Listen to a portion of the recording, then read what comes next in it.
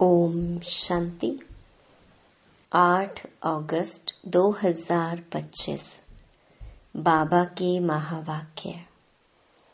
मीठे बच्चे, सदा इसी खुशी में रहो कि हमने 84 का चक्कर पूरा किया। अब जाते हैं अपने घर। बाकी थोड़े दिन यह कर्म भोग है। प्रश्न: विकर्माजीत बनने वाले बच्चों को विकर्मों से बचने के लिए किस बात पर बहुत ध्यान देना है? उत्तर: जो सर्व विकर्मों की जड़ देह अभिमान है, उस देह अभिमान में कभी ना आए, यह ध्यान रखना है। इसके लिए बार बार देही अभिमानी बन बाप को याद करना है। अच्छे और बुरे का फल जरूर मिलता है।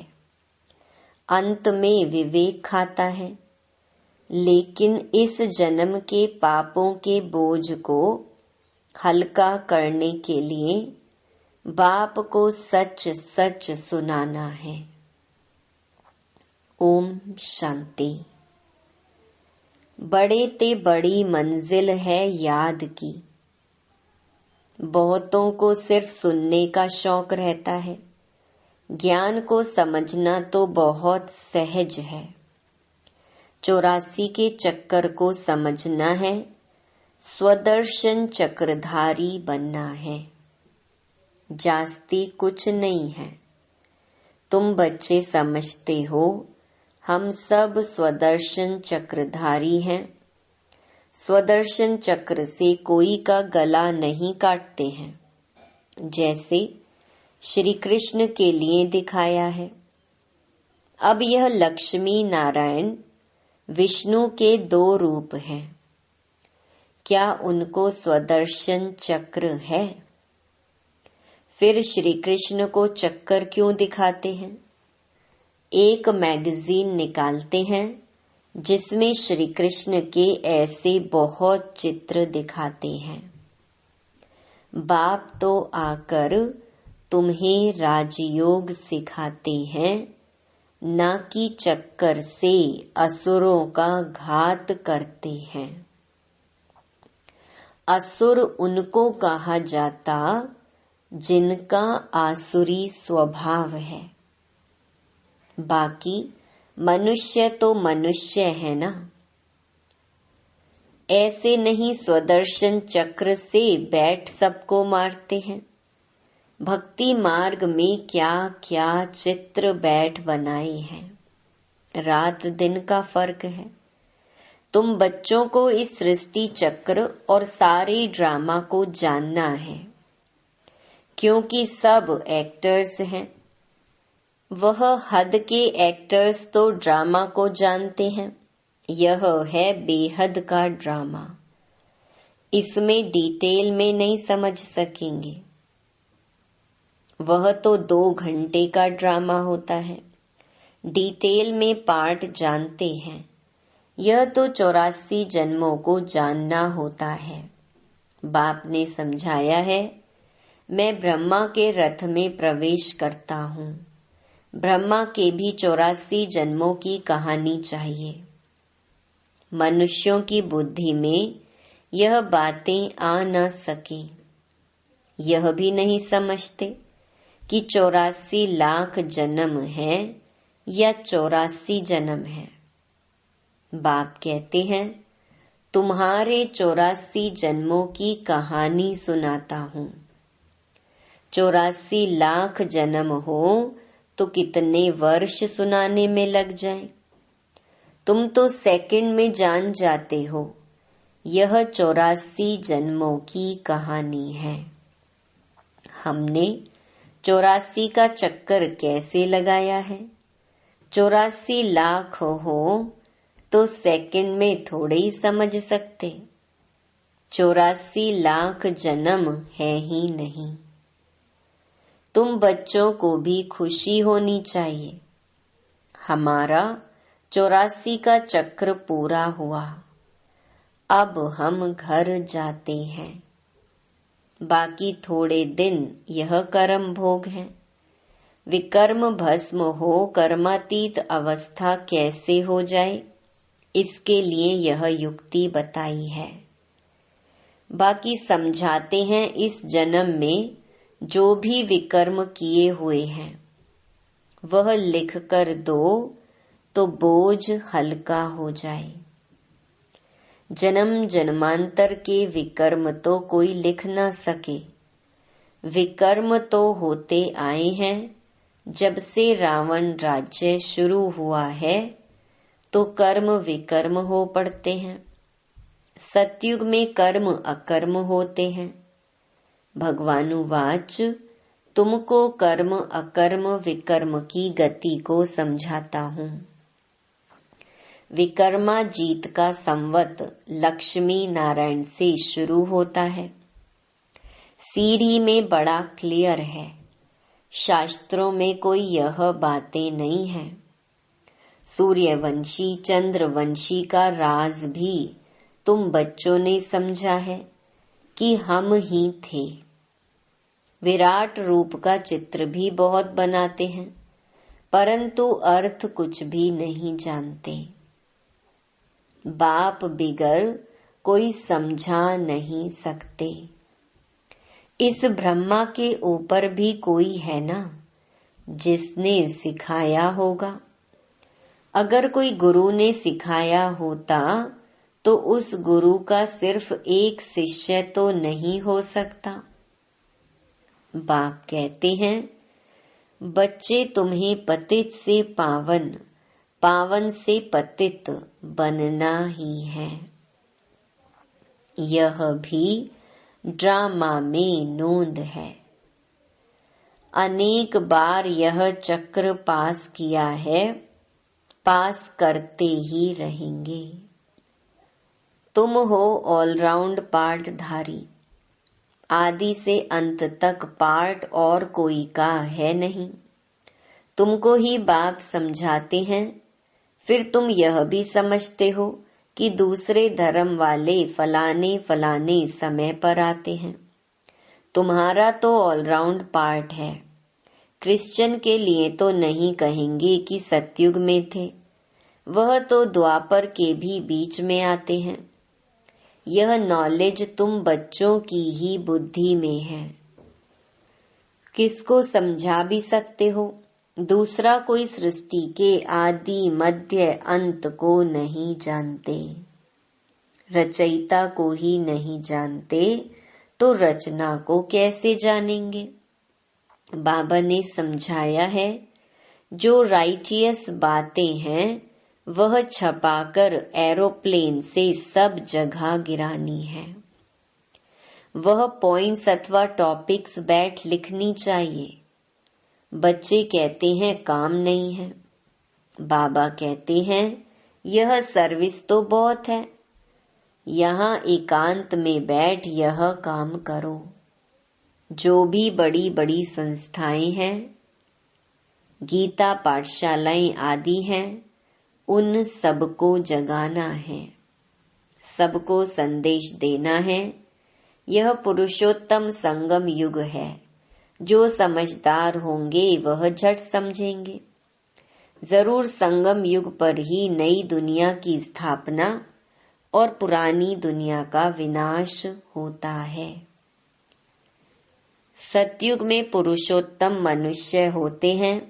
यहाँ हैं आसुरी स्वभाव वाले पतित मनुष्य। यह भी बाबा ने समझाया है। कुंभ का मेला आदि जो लगता है, बहुत मनुष्य जाते हैं स्नान करने। क्यों स्नान करने जाते हैं? पावन होना चाहते हैं। तो जहाँ जहाँ मनुष्य स्नान करने जाते हैं वहाँ जाकर सर्विस करनी चाहिए। मनुष्यों को समझाना चाहिए, यह पानी कोई पतित पावनी नहीं है। तुम्हारे पास चित्र भी है, गीता पाठशालाओं में जाकर यह पर्चे बांटने चाहिए। बच्चे सर्विस मांगते हैं, यह बैठकर लिखो। गीता का भगवान परम पिता परमात्मा शिव है, ना कि श्री कृष्ण। फिर उनकी बायोग्राफी की महिमा लिखो। शिव बाबा की बायोग्राफी लिखो, फिर आपे ही वह जज करेंगे।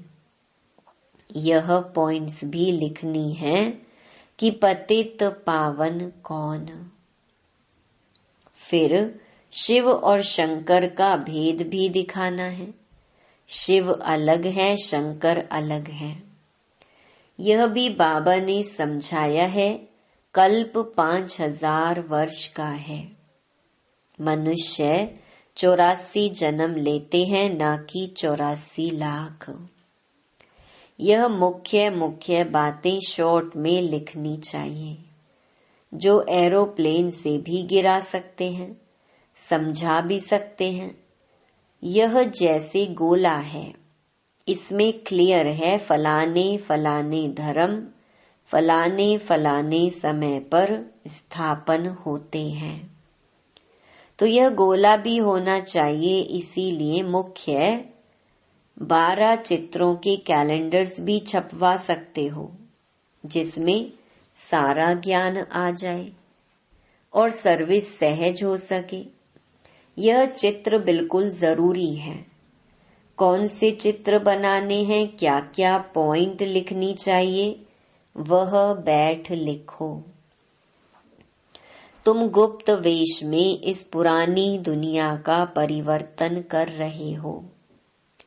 अननोन वॉरियर्स हो। तुमको कोई नहीं जानते। बाबा भी गुप्त, नॉलेज भी गुप्त। इनका कोई शास्त्र आदि बनता नहीं। और धर्म स्थापक के बाइबल आदि छपते हैं, जो पढ़ते आते हैं।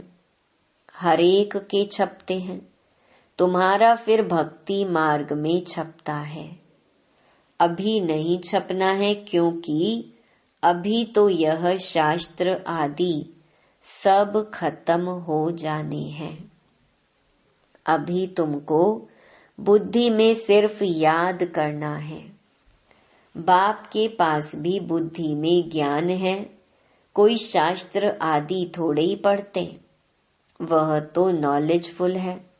नॉलेजफुल का अर्थ फिर मनुष्य समझते हैं, सबके दिलों को जानने वाला है। भगवान देखते हैं, तब तो कर्मों का फल देते हैं। बाप कहते हैं, यह ड्रामा में नूंद है। ड्रामा में जो विकर्म करते हैं, तो उनकी सजा होती जाती है। अच्छे व बुरे कर्मों का फल मिलता है, उसकी लिखत तो कोई है नहीं। मनुष्य समझ सकते हैं, जरूर कर्मों का फल दूसरे जन्म में मिलता है। अंत घड़ी विवेक फिर बहुत खाता है। हमने यह पाप किए हैं, यह सब याद आता है। जैसा कर्म वैसा जन्म मिलेगा। अभी तुम विकर्मा जीत बनते हो, तो कोई भी ऐसा विकर्म नहीं करना चाहिए। बड़े ते बड़ा विकर्म है देह अभिमानी बनना। बाबा बार बार कहते हैं, देही अभिमानी बन बाप को याद करो। पवित्र तो रहना ही है। सबसे बड़ा पाप है काम कटारी चलाना। यही आदि मध्य अंत दुख देने वाला है। इसीलिए सन्यासी भी कहते, यह काग विष्टा समान सुख है। वहां दुख का नाम नहीं होता, यहाँ दुख ही दुख है। इसीलिए सन्यासियों को वैराग्य आता है, परंतु वह जंगल में चले जाते हैं। उन्हों का है हद का वैराग्य, तुम्हारा है बेहद का वैराग्य। यह दुनिया ही छीछी है। सब कहते हैं, बाबा आकर हमारे दुख हर कर सुख दो। बाप ही दुख हरता सुख करता है। तुम बच्चे ही समझते हो कि नई दुनिया में इन देवताओं का राज्य था। वहां किसी भी प्रकार का दुख नहीं था। जब कोई शरीर छोड़ता है तो मनुष्य कहते हैं स्वर्गवासी हुआ, परंतु यह थोड़े ही समझते कि हम नरक में हैं। हम जब मरें तब स्वर्ग में जाएं, परंतु वह भी स्वर्ग में गया व यहाँ नरक में आया, कुछ भी समझते नहीं। तुम बच्चे 3 बाप का राज भी सबको समझा सकते हो। 2 बाप तो सब समझते हैं, लौकिक और पारलौकिक, और यह अलौकिक प्रजापिता ब्रह्मा फिर है यहाँ संगम युग पर। ब्राह्मण भी चाहिए ना। वह ब्राह्मण कोई ब्रह्मा के मुख वंशावली थोड़ी है। जानते हैं ब्रह्मा था, इसीलिए ब्राह्मण देवी देवता नमः कहते हैं। यह नहीं जानते कि किसको कहते हैं, कौन से ब्राह्मण।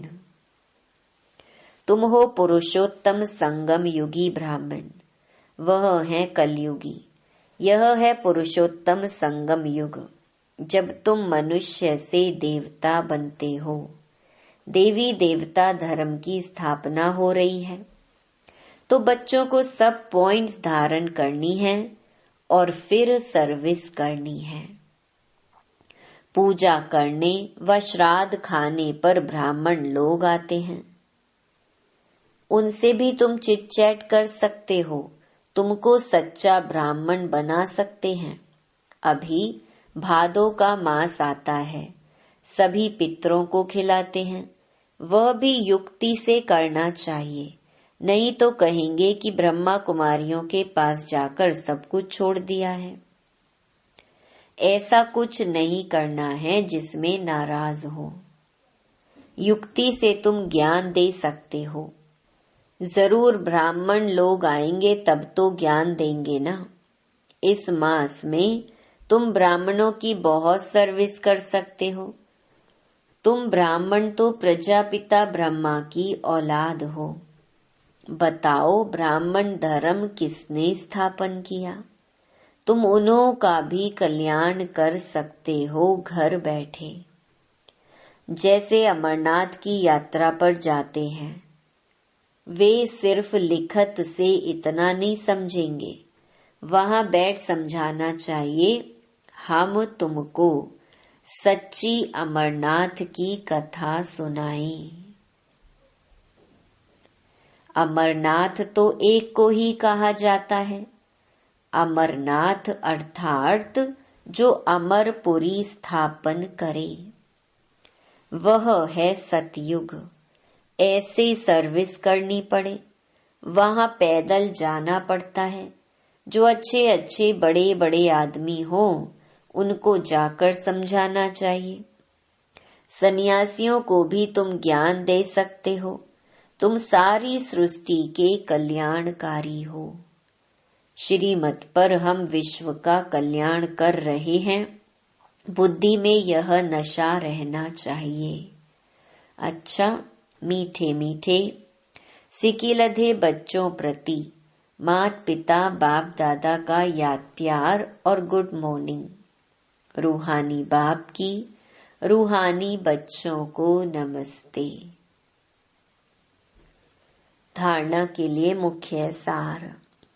पहला, जब एकांत व फुर्सत मिलती है तो ज्ञान की अच्छी अच्छी पॉइंट्स पर विचार सागर मंथन कर लिखना है।